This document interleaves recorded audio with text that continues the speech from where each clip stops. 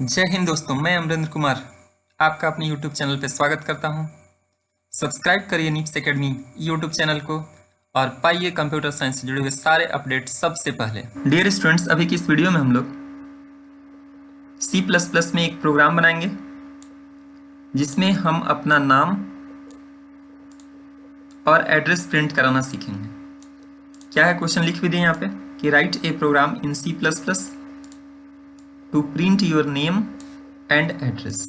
मतलब अपना नाम और एड्रेस प्रिंट कराने के लिए आपको जो है क्वेश्चन बनाना है।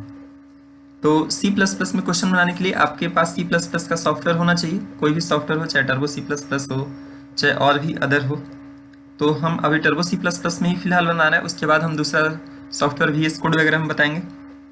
तो चलिए इसके लिए स्टार्ट कर लें। C++ कैसे स्टार्ट होगा सारा चीज़ आपको बता देंगे एक दूसरे वीडियोज में। इसमें डायरेक्ट हम लोग काम करेंगे और प्लेलिस्ट में ऑलरेडी बना हुआ है, देख लेंगे C++ प्रोग्राम्स ओनली में, उसमें मिल जाएगा सारा चीज़।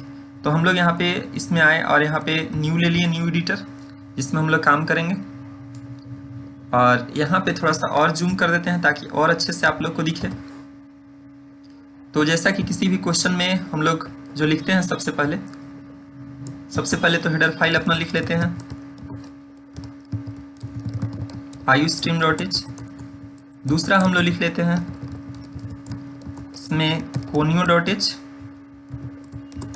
उसके बाद यहाँ पे हम लोग वर्ड मेन लिख लेते हैं। ऐसे तो वर्ड मेन अब नए वाले C++ में हम लोग लिखते नहीं हैं, लेकिन अभी हम लोग सीख रहे हैं कंसेप्ट, इसलिए इसको बता दे रहे हैं। यहाँ पे लिख देंगे गेट ch। इतना तो हम लोग जानते थे, किसी भी फॉर्मेट में किसी भी क्वेश्चन में इतना हम लोग लिखते ही थे। अब आगे हम लोग क्या करेंगे कि इसमें अभी ये फाइल तो अभी फिलहाल सेव नहीं है, तो इसको सेव कर देते हैं। अभी नो नेम लिख रहा है, आप देख रहे होंगे यहाँ नो नेम, तो हम इंटर किए, कोई भी नाम से हम इसको सेव कर देते हैं। जैसे C++ का कोई भी क्वेश्चन है, राम मोहन, कोई भी नाम दे सकते हैं, है ना। सपोज हम कोई भी नाम दे दिए, जैसे राम, बस इतना ही। कोई ऐसा नाम नहीं दीजिएगा कि कुमार, ऐसे मत लिखिएगा, ये गलत हो जाएगा। बीच में कोई स्पेस नहीं होना चाहिए, ध्यान रखेंगे। अगर आपको एक से ज़्यादा वर्ड है तो आप इसको एक साथ सटा के लिखिए, तब ठीक माना जाएगा, या अंडरस्कोर दे सकते हैं, दो उपाय है ना, ध्यान रखेंगे।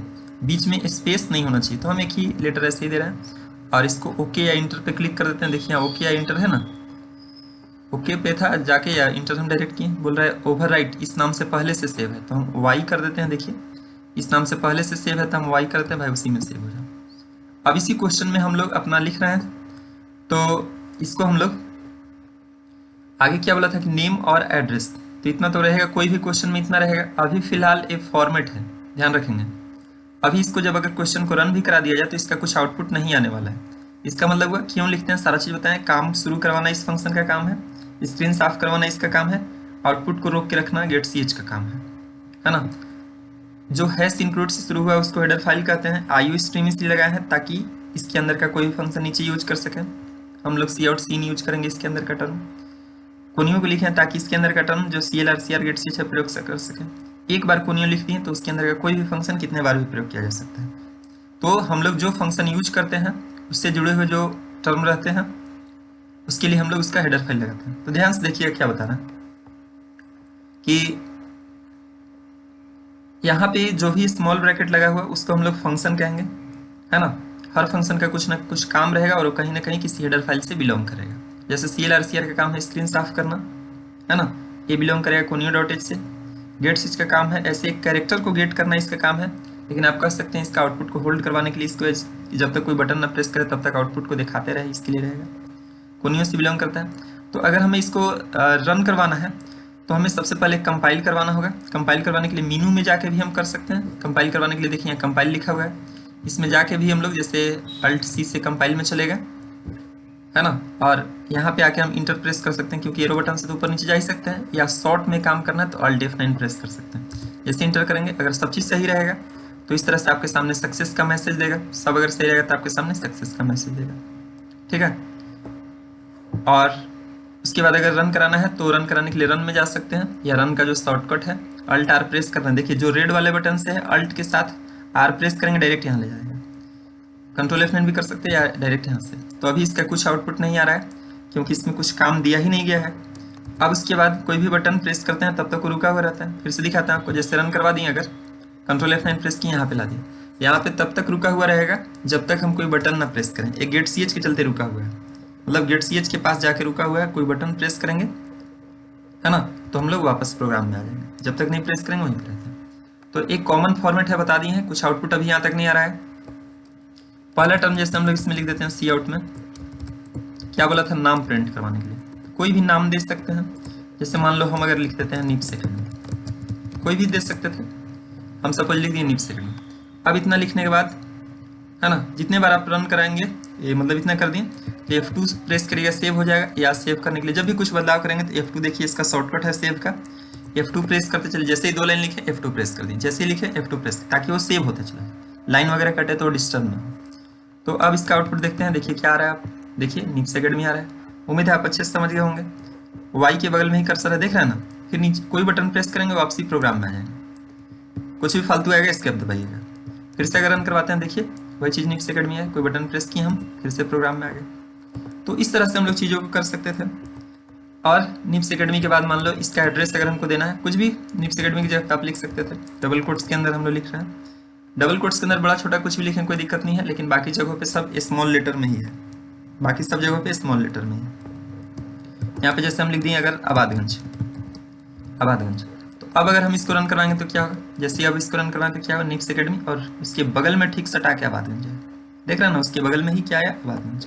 तो आबादगंज को अगर नीचे रखना रहता तो क्या करते हैं आप, यहाँ पे आप स्लैशन दे देंगे, स्लैशन दे देंगे। अब जैसे इसको हम रन करवाते हैं, देखिए अब बड़े आराम से वो नीचे आ रहा है। क्लियर हो रहा है ना, कि जिस लाइन को नीचे भेजवाना है उसके पहले स्लैशन लगा दें। तो आप बोलिएगा सर इस पहला वाला में क्यों नहीं लगा। पहला वाला में इसलिए नहीं लगाए क्योंकि वो तो ऑटोमेटिक पहला बार नया लाइन में इवे करेगा, इसलिए उसको दिक्कत नहीं है। अगर लगा दिए तो वहाँ से देखिए जो सटा हुआ है, एकदम बॉर्डर के सटा हुआ है, नीचे आ जाएगा। अगर हम इनके पहले यहाँ पे लगा दें स्लैशन, स्लैशन हमेशा छोटा में देंगे, तो क्या करेगा, सी आउट स्लैशन, मतलब एक लाइन नीचे चलाओ तब निप्स एकेडमी छापना। देखिए इसका आउटपुट आपको फर्क समझ में आ जाएगा। देखिए पहले सटा हुआ था, अब क्या किया, स्लैशन से पहले नीचे आ गया, फिर निप्स एकेडमी छापा। फिर आबादगंज में जो स्लैशन था उसके चलते नीचे आया। समझे ना कैसे हुआ होगा, नहीं समझे। यहाँ पे निप्स के पहले जो यहाँ पे इन के पहले स्लैशन था उसके चलते नीचे आया, छाप दिया वाई तक। उसके बाद अगला सी आउट में जो आबादगंज था, मेरा छाप के तो वहीं रुका हुआ था, लेकिन आबादगंज के पहले जो स्लैशन था उसके चलते वो नीचे आया, फिर आबादगंज अभी जे के बगल में। इस तरीके से चीज़ों को समझेंगे कि जिस लाइन को नया लाइन में शुरू करना है उसके पहले आप स्लैशन लगा दीजिए, जहाँ पे जरूरत है। कहीं पे भी लगा सकते हैं अपने ज़रूरत के हिसाब से, जहाँ पे ज़रूरत है नहीं लगाना। अगर कोई बोले कि हम सर इस जगह पे लगा दें यहाँ पे, तो अब कैसे छपेगा आप समझ सकते हैं। अब कैसे छपेगा बताइए, अब कैसे छपेगा, सबसे पहले निप्स छपेगा, फिर नीचे भेजेगा, इसका काम है नीचे भेजवा देना, निप्स उसके नीचे एकेडमी उसके नीचे आबादगंज। देखिए कैसे आएगा, निप्स उसके नीचे एकेडमी उसके नीचे आबादगंज। बोलिएगा कि ए के पहले थोड़ा सा स्पेस क्यों है, जैसे यहाँ आबादगंज पूरा सटा हुआ है, लेफ्ट में सटा हुआ है, तो ये थोड़ा सा स्पेस क्यों है। तो आप यहाँ पे जो स्पेस है वो क्यों है, ये वाला जो स्पेस आप रखे हैं नए वाला, उसके चलते है। तो ऐसे सटा के लिखिएगा एकदम से पूरे एकदम लेफ्ट ओरिएंटेशन में आएगा। तो चीज़ों को समझ सकते हैं कैसे हो रहा है। तो कितने भी चीज़ कहीं भी स्लैशन लगा सकते हैं, आप इसको समझ सकते हैं। उसके नीचे और भी कुछ अगर लिखना रहा तो आप उसको लिख सकते हैं, कोई परेशानी नहीं है। उसके नीचे और भी सी आउट ले करके, अगर हम इसको स्लैशन के साथ भाई नीचे जाके इसको लिख देना डाल्टनगंज। अब जैसे अब हम इसको रन करवाएं तो देखिए क्या आएगा, निप्स एकेडमी आबादगंज डाल्टनगंज। कोई दिक्कत नहीं, आप कितने भी लाइन में जा सकते हैं। तो आपको जितना लाइन छपवाना है, अगर 4 लाइन छपवाना था हमको, ठीक है ना, 4 लाइन छपवाना है तो कैसे हम कर सकते हैं, या तो एक लाइन से या अलग अलग लाइन से। देखिए यहाँ पे क्या किए हैं, जहाँ पे जरूरत पड़ा स्लैशन से हम वैसे भी कर सकते थे, या अलग अलग लाइन भी दे सकते थे, ठीक है ना। तो उम्मीद है चीज़ आप इसको समझ जाएंगे, कोई दिक्कत नहीं होना चाहिए। अब यहाँ पे हम आपको समझा रहे थे कि मान लो ऐसे हम लोग किए थे, तो अभी हम लोग कैसे आ रहा है, निप्स एकेडमी आबादगंज डाल्टनगंज। क्यों आ रहा है समझ रहे हैं, यहाँ स्लैशन हटा दिए इसलिए से आ रहा है। तो आपको कहाँ पे स्लैशन लगाना है कहाँ पे नहीं लगाना है, ये आप डिसाइड कर लेंगे अपने ज़रूरत के हिसाब से। स्लैशन का काम है नया लाइन में भेजवाना। अब हम लोग इसके बाद अगर चीज़ों को समझें कि अगर हम इसको एक सी आउट से भी कर सकते थे, ये जो अलग अलग आबादगंज डाल्टनगंज ये जो अलग अलग लिखे थे, हम इसको एक ही सी आउट से भी चाहते तो यहाँ पे निप्स एकेडमी कर देते हैं, यहाँ पे स्लैशन और यहाँ पे आबादगंज और फिर यहाँ पे डाल्टनगंज, ऐसा कर दें। अब जैसे इसको अगर हम रन करवाते हैं, देखिए निप्स एकेडमी, उसके नीचे आबाद गंज, उसके नीचे डाल्टन। तो आप ऐसे भी कर सकते हैं, कोई परेशानी नहीं है, कर सकते हैं, कोई दिक्कत नहीं है ना। तो उम्मीद है बात आपको समझ में आ गया होगा। स्लैश एन देख लेना है कि कहाँ लगाना। हाँ, तो वही हम लोग अभी स्लैश एन का यूज देख रहे थे कि स्लैश एन से क्या हो रहा था। इसको रन करा के भी हम आप लोग को दिखाए थे, इस तरह से आज आ रहा था। अब स्लैश इन अगर हम मान लो नहीं देते तो एक टर्म जैसे इस तरह से टर्म था, एक टर्म हम लोग यूज करते हैं स्लैश टी। स्लैश टी से क्या होगा उसको बताते हैं। स्लैश टी से क्या हो सकता है वो चीज़ आपको समझाते हैं, जैसे ऐसा लिखते हैं। तो आप इसको कैसे समझेंगे, देखिए कैसे समझेंगे। क्या आएगा, निप्स एकेडमी प्रिंट करेगा, उसके बाद स्लैश टी का मतलब होता है थोड़ा सा बगल में जगह छोड़ लो, फिर आबादगंज, फिर स्लैश टी थोड़ा सा और जगह छोड़ लो, ऐसा। इसका आउटपुट्स देखिए ज़्यादा क्लियर होगा। देखिए निप्स एकेडमी, फिर स्लैश टी के चलते जगह छोड़ा, फिर आबादगंज, फिर स्लैश टी के चलते थोड़ा और दूर गया, डाल्टन। उम्मीद है चीज़ आपको समझ में आया होगा। स्लैश टी से क्या होता है आप चीज़ों को समझेंगे। स्लैश टी से क्या होता है, वो बगल में स्पेसिंग के लिए होता है, अच्छे से समझें। जहाँ पे स्लैश टी मिला वहाँ से वो थोड़ा दूर चल जाएगा। वाई के बाद स्लैश टी था, थोड़ा दूर गया आबादगंज, फिर यहाँ से और दूर गया डाल्टन। अगर इससे और नहीं क्लियर हो रहा है तो हम एक चीज़ और अच्छे से स्लैश टी को समझाते हैं। देखिए मान लो यहाँ पे है ऐसे, अभी फिलहाल इसको कर रहे हैं तो क्या ये आ रहा है, निप्स लिखा हुआ आ रहा है। लेकिन अगर हम लोग इसको एन के बाद स्लैश टी दे दें, आई के बाद स्लैश टी दे दें, टी के बाद स्लैश टी दे दें, तो ये मेरा किस तरह से आएगा, देखिए चीज़ों को समझिए। एन उसके बाद स्लैश टी से दूर गया, आई के बाद स्लैश टी दूर गया, फिर यहाँ गया, और एस के बगल में ही है, क्योंकि एस के बगल में इसलिए ब्लिंक कर रहा है क्योंकि एस के बाद हम कुछ नहीं दिया था। एन से दूरी आई से दूरी टी से दूरी एस, समझ रहे हैं ना कैसे आ रहा है। तो इस तरीके से चीज़ों को देख सकते हैं। स्लैश टी का क्या काम है समझ जाए। और स्लैश टी न दे करके अगर हम स्लैश एन दे देते हैं हर जगह पे, चीज़ों को देखिए कैसे दे देते हैं। यहाँ पे ऐसे, मतलब पहले बड़ा में एन छपना, स्लैश एन हमेशा नया लाइन में जाने के लिए छोटा में रहेगा। पहले एन छापो बड़ा में, फिर नीचे जाओ, फिर आई छापो, फिर नीचे जाओ, पी छापो, फिर नीचे जाओ, एस छापो। अब इसका आउटपुट कैसे आएगा उसको देखिए। तो ए इस तरह से NIPS ऐसे भी आ सकता है। कोई दिक्कत किसी भी स्टूडेंट्स को नहीं होना चाहिए। कोई भी दिक्कत है बताइएगा ज़रूर।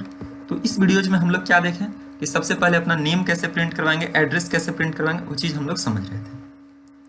कहाँ पे स्लैश एन कहाँ पे स्लैश टी ये हम आपको बताएं। अगर हम लोग इसको और कैसे देख सकते थे कि अगर कोई हम आपसे पूछेंगे, ऐसे लिख दिए जैसे निप्स है ना, और फिर यहाँ पे लिख दिए जैसे एकेडमी।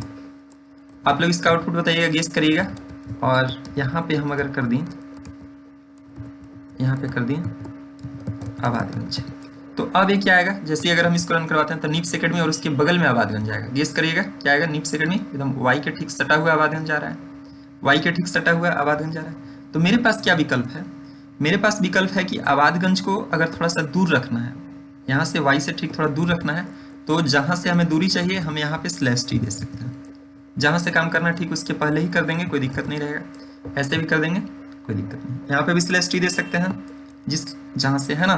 कैसे किया होगा, वाई तक प्रिंट किया, यहाँ जब आया अगला लाइन में थोड़ा दूरी तय कर लो, तब आबादगंज प्रिंट करो, आ जाएगा है ना।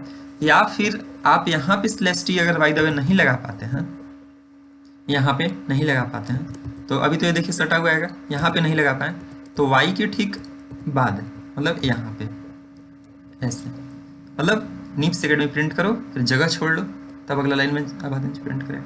तो यहाँ पे भी आप कर सकते हैं, कोई दिक्कत नहीं है, कोई दिक्कत नहीं है। एक छोटा सा कहानी यही है कि मान लो सुबह क्लास आना है तो शाम में ही रोटी बना के रख लिए या सुबह बनाए, कोई दिक्कत नहीं है। सुबह अगर क्लास 6 बजे आना है पढ़ने के लिए तो शाम में ही रोटी बना के रख लिए, सुबह उठे और अपना खा के आ गए, या फिर सुबह उठ के 5 बजे बना के खा के तब क्लास है। तो मतलब जिस लाइन को नया लाइन में जाना है या वो, तो आप उसके पहले स्लैश एन लगा सकते हैं अंतिम छोर पे, या स्लैश टी का भी वही कहानी है, जहाँ पे जगह छोड़ना है उसके ठीक पहले या उसके अंतिम छोर पे भी लगा सकते हैं, तो कोई दिक्कत नहीं रहेगा, ठीक है ना। अगर हम यहाँ पे स्लैश टी ना देके यहाँ पे स्लैश एन दे देंगे तो कैसे हो जाएगा, निप्स एकेडमी और इसी स्लैश एन से नीचे भेज देगा, है ना। इसका काम क्या होगा, निप्स एकेडमी स्लैश एन से नीचे भेज देगा और आबादगंज फिर वहाँ नीचे भी करेगा। तो इस तरह से चीज़ों को आप समझ सकते हैं, कोई दिक्कत ना होगा। वाई के बाद जो स्लैश एन था उसी से वो नीचे चल गया और आबादगंज प्रिंट किया तो फिर वहीं रह गया, कोई दिक्कत नहीं है। कोई दिक्कत है बताइए आप हमको, इस क्वेश्चन में कोई दिक्कत है बताइए। कोई दिक्कत नहीं होना चाहिए, है ना। यहाँ से भी स्लैश एन लगा सकते हैं। बेहतर क्या होगा, जिस लाइन को नया लाइन में शुरू करना है उसके पहले ही स्लैश एन लगाते हैं। ये भी चीज़ हम आपको बता दे रहे हैं कि जिस लाइन को नया लाइन में शुरू करना है, देखिए वहाँ से हटा दी, अब यहाँ पे लगा दें, आउटपुट में कोई दिक्कत नहीं होनी चाहिए, ठीक है ना। अब हम क्या समझा रहे हैं कि अगर कोई बोला कि हम 2 स्लैश एन लगा दिए, 2 स्लैश एन से क्या होगा, मान लो यहाँ लगा दिए सुबह उठ के रोटी बना लिए और शाम में बनाए रख लिए, तो क्या होगा निप्स एकेडमी, फिर एक इस सिलेक्शन से नीचे, फिर एक और सिलेक्शन से, तो एक लाइन का गैपिंग दिखने लगा। देखिए कैसे वाई तक था, वाई के बगल में जो सिलेक्शन था उससे नीचे आया, फिर ए के पहले जो सिलेक्शन था उससे एक और नीचे आया, फिर तो इस लाइन का गैपिंग दिखने लगा। और भी अगर आप सिलेक्शन अगर और ज़्यादा दे दिए तो आप देख लीजिए अभी क्या करेगा, एक तो नीचे भेजवाएगा, तो 2 लाइन का गैपिंग दिखे, एक तो नीचे भेजवाने का खाली काम किया, फिर इससे एक और नीचे, एक और नीचे, तो इससे क्या हो जाएगा आप समझ सकते हैं कहाँ पे क्या होगा। वाई के बाद जो सिलेक्शन था नीचे आया, फिर एक और सिलेक्शन था नीचे आया, अबादंश के पहले जो सिलेक्शन था फिर नीचे आया, इस तरह से छप जाएगा। आप इसको कैसे भी काम करिएगा, कोई दिक्कत नहीं होना चाहिए।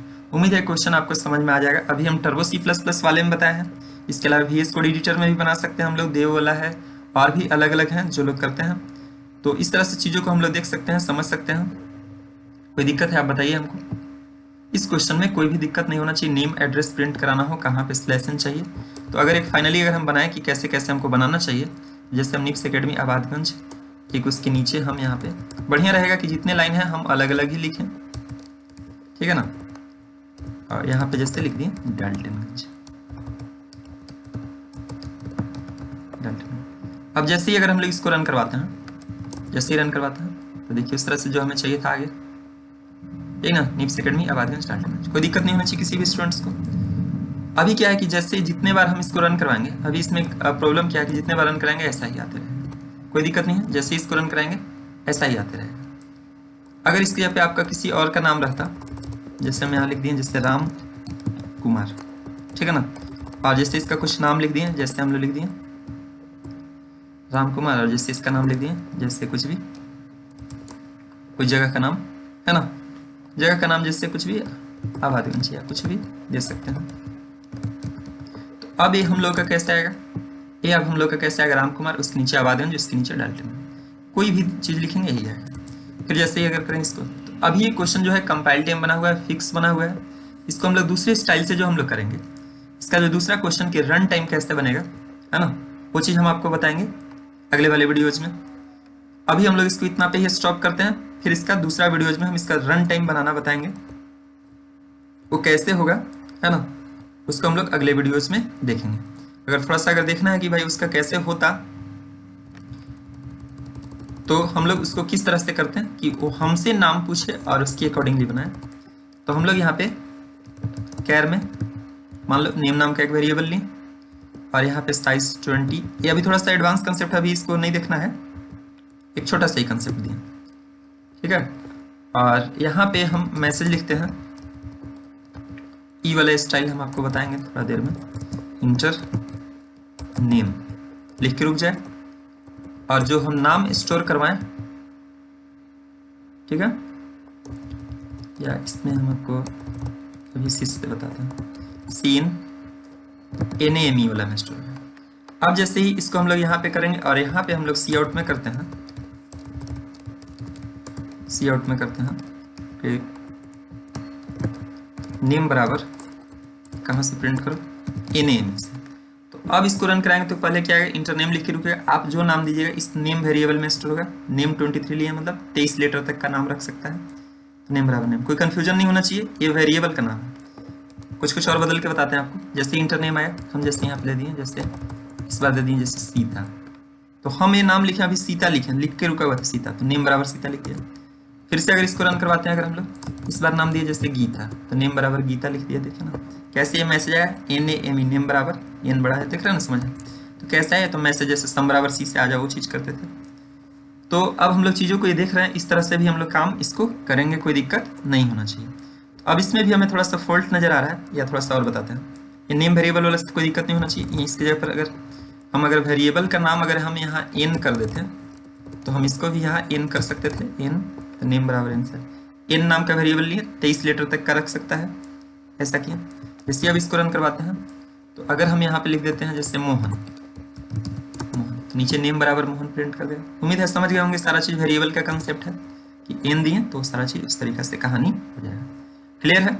अब इसमें भी एक फॉल्ट है, हाँ, इसको जैसे ही रन कराते हैं तो इसमें भी एक फॉल्ट है। क्या है, जैसे अगर हम यहाँ पे नाम दे दें जैसे मोहन कुमार, ठीक है, तो यहाँ पे हमें केवल मोहन दे रहा है। फॉल्ट समझ में आया, एक से ज़्यादा वर्ड का अगर दे रहा है तो हमें केवल एक ही वर्ड दे रहा है।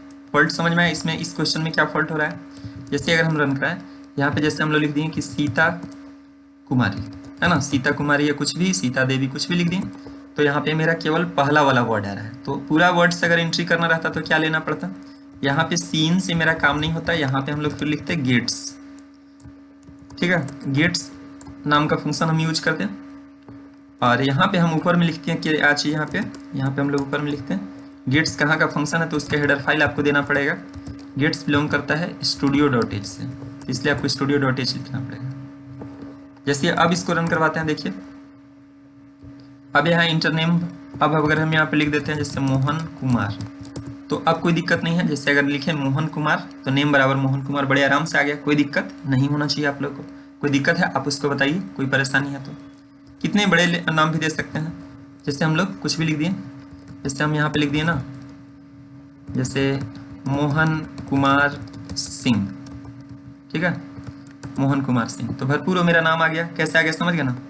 तो आप यहाँ पे ध्यान लिखेंगे, जितना बड़ा सा नाम देंगे उतना बड़ा सा स्टोर हो जाएगा। क्यों, किसके सहारे हुआ, एक गेट्स के सहारे हुआ। आप देख लीजिएगा कि यहाँ पे कितना बड़ा सा नाम है, वो नाम आप दे दीजिएगा उतने लेटर्स का।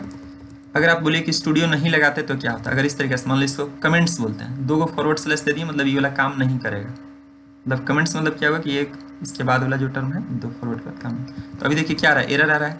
क्यों एरर आ रहा है, आप समझ पा रहे हैं बात को। क्यों एरर आ रहा है कि भाई gates should have a prototype, gates का क्या होना चाहिए, प्रोटोटाइप होना चाहिए। तो क्या प्रोटोटाइप, प्रोटोटाइप माने कोई हेडर फाइल होना चाहिए। तो हेडर फाइल अगर लगा देंगे तो फिर वो बड़े मेरे अच्छे से काम करेगा, है ना।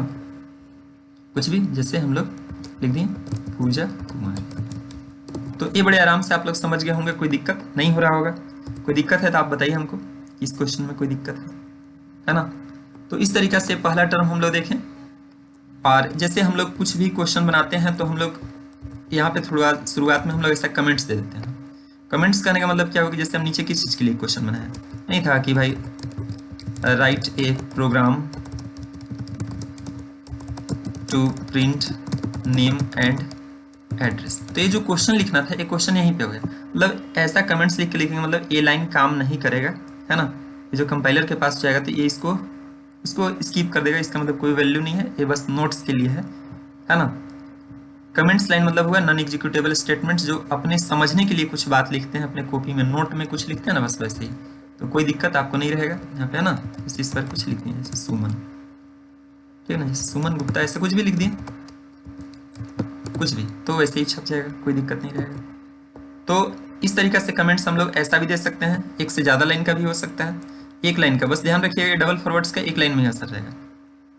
अगर एक से ज़्यादा लाइन का है मैटर तो हम लोग उसको ऐसा भी लिख सकते हैं कि भाई एक और लिख करके यहाँ पे, है ना, कुछ भी कि भाई इसको प्रोग्राम कौन बना रहा है, तो ये प्रोग्राम कौन बना रहा है, तो मान लीजिए हम अमरिंद्र कुछ भी लिख दिए, AMR कुछ भी, तो समझ रहे हैं बात को। इस वजह से कुछ दे दिए राहुल सिंह, ठीक है, इस तरीके से हो जाएगा। तो यहाँ पे समझना क्या है कि आप इस तरीके से कमेंट्स आप दे सकते हैं। लेकिन अगर एग्जैक्टली एक से ज़्यादा लाइन का अगर रहेगा मेरा काम, तो आप कमेंट्स देने का एक दूसरा स्टाइल है कि आप फॉरवर्ड स्लैश के बाद स्टार लगाइए। दूसरा तरीका है कमेंट्स देने का, फॉरवर्ड स्लैश के बाद स्टार, और जहाँ तक आपको रखना है, जहाँ तक रखना है वहाँ पे फिर से स्टार और फिर ऐसा फॉरवर्ड स्लैश लगाइए, ठीक है। तो ये भी एक से ज़्यादा लाइन का रहता तो कोई दिक्कत इसमें नहीं रहता, कोई दिक्कत नहीं है ना। कौन इसको बना रहा है, ठीक है। इस तरीके से देखिए, यहाँ से हम क्या किए, थोड़ा जूम कर देते हैं, आप अच्छे से इसको देखिए। स्लैश दिए, स्टार दिए, अपना सारा मैटर हुआ, क्वेश्चन हुआ, फिर अपना सारा, तो इसके बीच में आप कमेंट्स इसको माना जाएगा। नॉन एग्जीक्यूटेबल स्टेटमेंट है, डॉक्यूमेंटेशन के लिए यूज करते हैं, मतलब क्वेश्चन देखने के साथ पता चल जाए कि नीचे किस चीज़ का काम किया गया है। पूरा नीचे पढ़ना नहीं पड़े, क्वेश्चन देख के हम समझ जाए नीचे क्या हो रहा है। रन कराए, कोई दिक्कत नहीं है, AMR कुछ भी दे दिए, इस तरीके से। तो इस तरीके से चीज़ों को समझ जाएंगे, कोई परेशानी नहीं होना चाहिए। कमेंट्स क्या होता है, ये डॉक्यूमेंटेशन के लिए हम लोग यूज करते हैं शुरुआत में ही, ताकि प्रोग्राम ऊपर में ही देखते के साथ पता चल जाए कि किस लिए प्रोग्राम है ना। एक लाइन का अगर हम लोग का रहता है तो हम लोग फॉरवर्ड स्लैश से दे देते हैं, और एक से ज़्यादा लाइन का रहता है तो स्लैश स्टार से देते हैं। सारा चीज़ याद रखेंगे। तो उम्मीद है सारा चीज़ आपको समझ में आ गया होगा, है ना। सारा चीज़ समझ में आ गया होगा कि किस लिए ये क्वेश्चन है। कोई भी क्वेश्चन में अब ऐसे ही कमेंट्स लिखेंगे, आप समझ जाएंगे, सारा हेडर फाइल समझ जाएंगे, जो हेडर फाइल। और इससे और बेसिक टर्म जो है, मेरा प्लेलिस्ट में जो वीडियोज है उसको आप देखेंगे, C++ से जुड़े हुए सबसे बेसिक वाले से। इसको हम इतना पे ही रखते हैं। Thank you. कोई भी दिक्कत होगा बताइएगा कमेंट्स में। Thank you.